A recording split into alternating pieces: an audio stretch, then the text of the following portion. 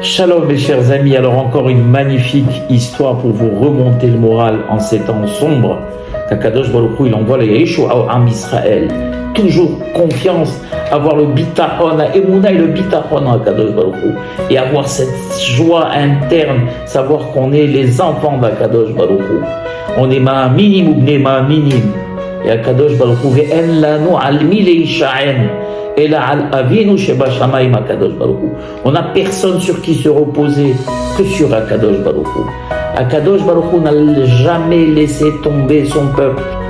Cette histoire s'est passée il y a 500 ans en Europe centrale.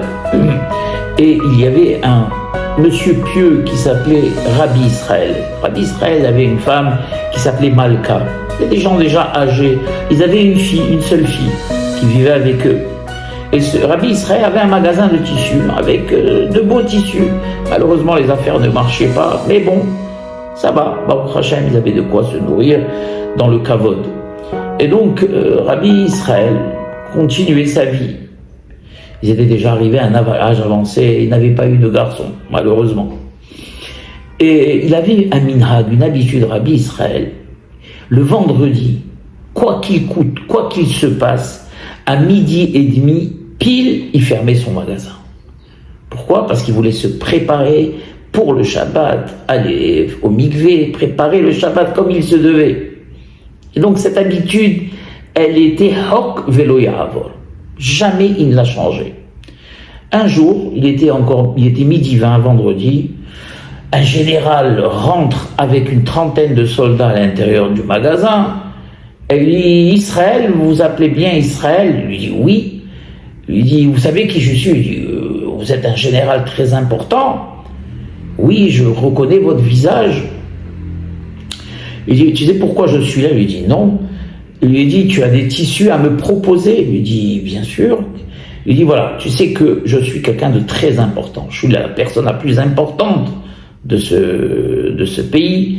Et tu sais que j'ai un grand château, des dizaines, des centaines de serviteurs, des soldats, des valets, et je voudrais que tous, il y a à peu près 700 personnes, je voudrais que tous aient chacun, pour chaque corps, une tenue adéquate, et je voudrais que ce soit toi qui me vendes le tissu. Alors, le général continue à lui expliquer ce qu'il voulait, et notre cher ami Rabbi Israël regarde sa montre à chaque fois, 12h25, 12h30. Alors le général le regarde comme ça, étonné, il lui dit, dis-moi, qu'est-ce que tu es en train de faire? Je vois que tu regardes ta montre à chaque fois. Est-ce qu'il y a quelqu'un de plus important que moi?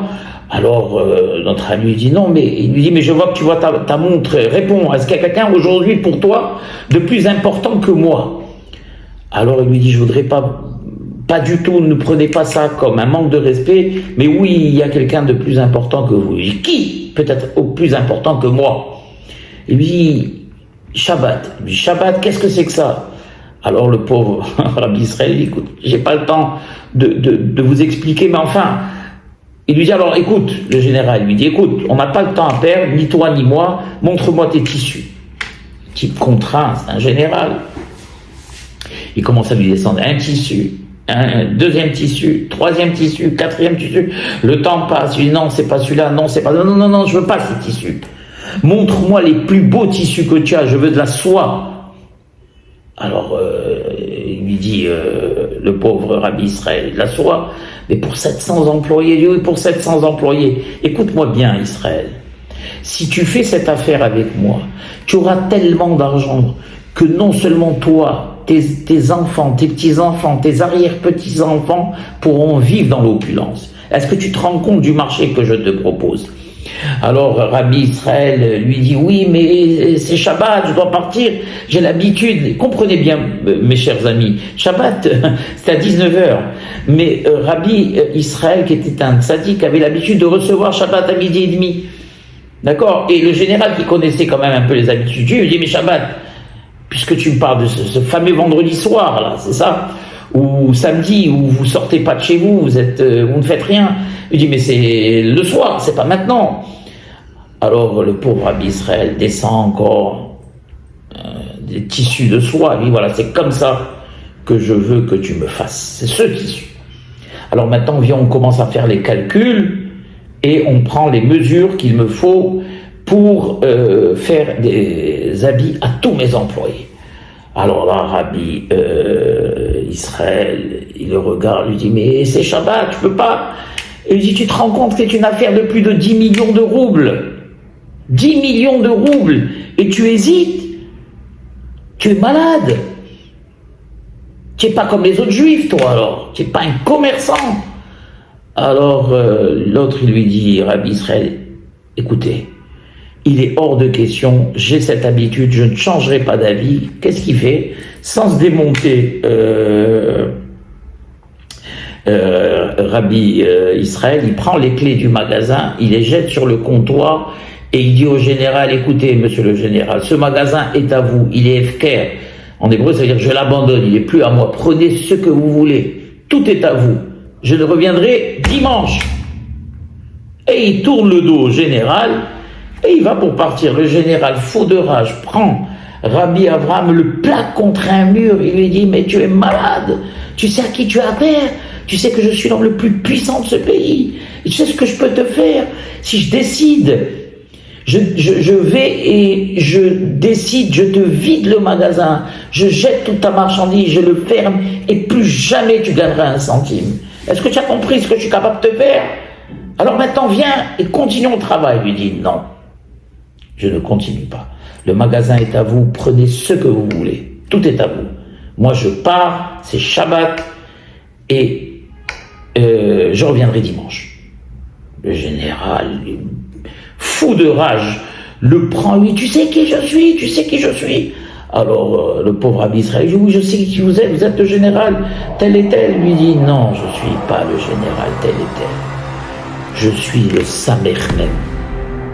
Samer même, Rabotai, c'est le Satan. Il dit, le Satan? Alors le pauvre Rabbi Israël dit, vous avez bu un bon alcool pour dire que vous êtes le Satan. Et il lui dit, je suis le Satan, et je suis descendu et j'ai pris la figure de ce général. Et tu sais pourquoi je suis descendu?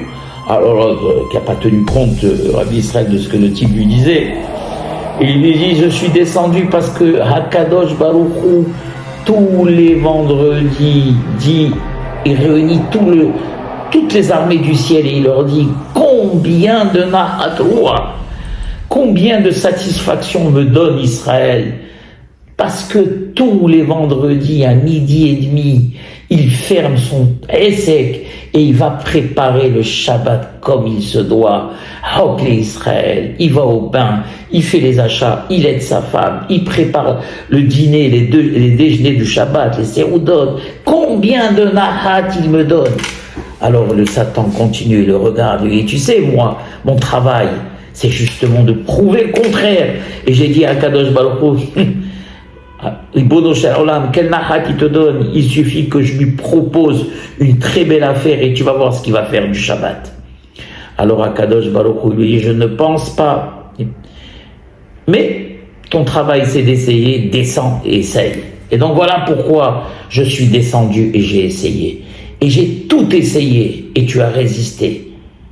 Et tu n'as jamais abandonné. Alors pour ça, sache que cette année, tu auras un enfant qui non seulement illuminera ta maison, non seulement illuminera ta ville, mais il illuminera toute l'Europe par ses connaissances dans tous les domaines de la Torah et surtout de la Halacha. Et de la même manière que tu t'es annulé devant la volonté de la Kadosh Baruch Hu pour le Shabbat, eh bien tout le monde s'annulera devant les décisions de ton fils. Est-ce que tu as bien compris? L'autre qui n'y croyait pas encore tellement, le pauvre, ce général est complètement saoul, et lui dit d'accord, je vous crois. Il tourne juste la tête, Rabbi Israël, tac, le général et toute l'armée a disparu.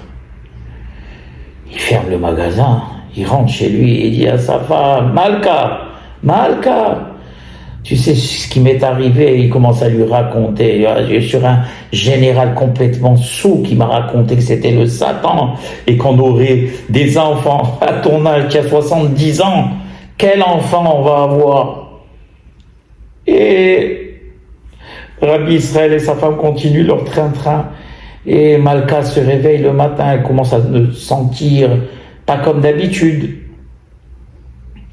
Et elle commence à avoir des nausées, ses menstruations à 70 ans. Et comme Sarah, qui a eu ses menstruations à 90 ans. Et Rabbi Israël commence à se poser des questions. On commence à voir le ventre de sa femme enflé. Et il a dit, peut-être que finalement, c'était bien le Satan. Et j'espère que l'enfant qui nous a promis ne sera pas de cette sorte, que Dieu en préserve. Et j'espère que l'enfant qui nous a promis sera celui qui nous a promis, car si le Satan qui a l'habitude de mentir normalement, là je vois qu'il ne nous a pas menti. 9 mois après, Malka, mais oh mon un magnifique garçon. Et vous savez la bataille, comment on l'a appelé ce garçon? On l'a appelé Moshe. Vous savez pourquoi on l'a appelé Moshe? Et pourquoi ils l'ont appelé Moshe? Parce que dans la prière de la Hamida de Shabbat, il y a marqué Ismah Moshe Bimatenat Helko. Pourquoi on dit Ismah Moshe Bimatenat Helko? Parce que vous savez que quand les Juifs étaient en Égypte, d'abord ce que veut dire Ismah Moshe Bimatenat Helko, que Moshe se réjouisse du cadeau qu'Akadosh Baruch Hu lui a fait.